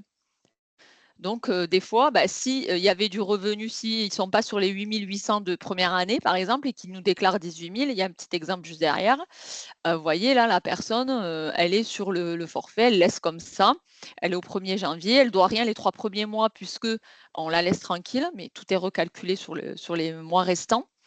En 2025, on repart sur la base forfaitaire des 8 800 €, donc elle doit 284 € par mois. Elle nous a toujours rien dit.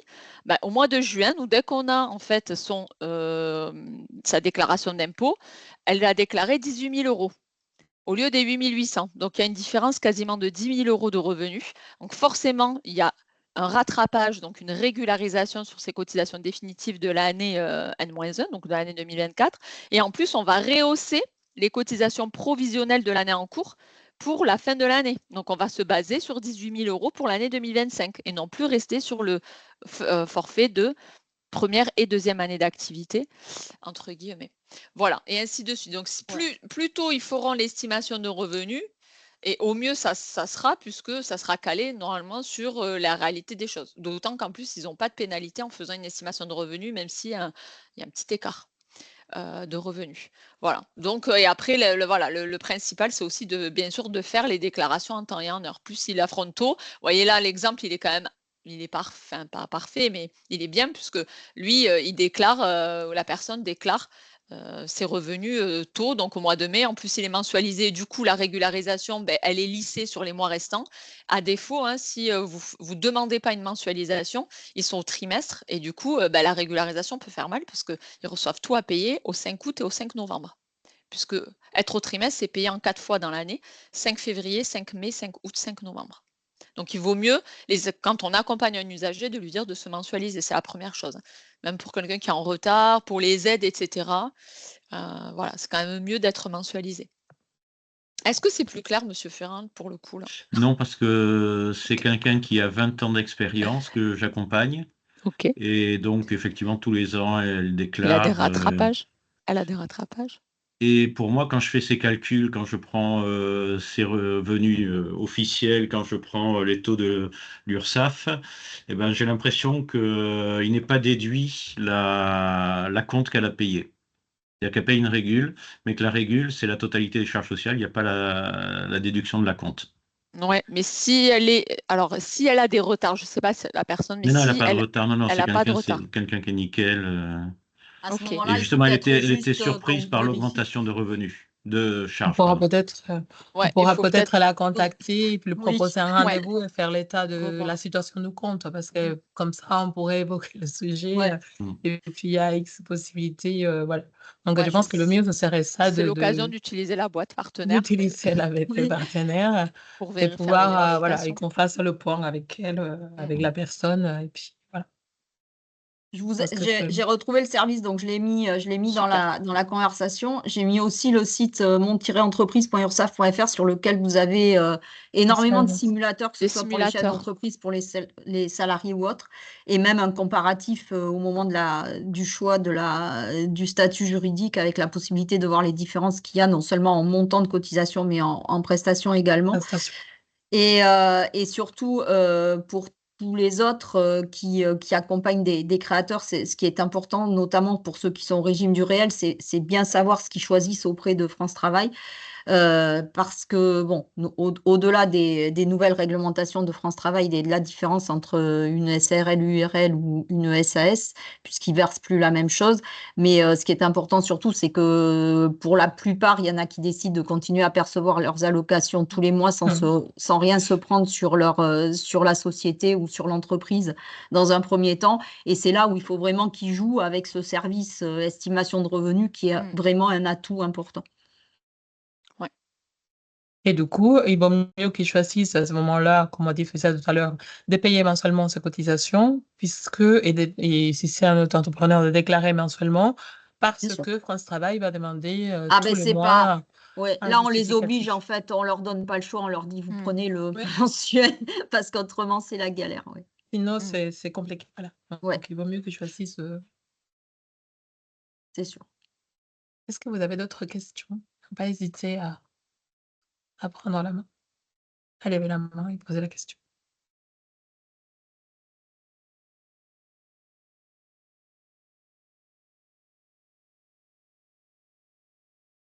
Écoutez, s'il n'y a pas d'autres questions, mais je vais vous proposer qu'on arrête là, qu'on puisse retrouver nos activités classiques.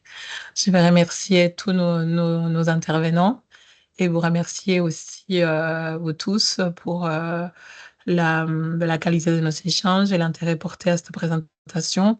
L'enregistrement vous sera envoyé ainsi que le support de présentation. Merci également. Merci beaucoup. Également pour cette Merci riche beaucoup. présentation. Merci pour cette présentation. Merci. Vous en prie, merci à vous. Au revoir. Merci, à au bientôt. revoir. Bonne Merci. journée. Bonne journée. Bonne journée. Au revoir. Au revoir. Au revoir.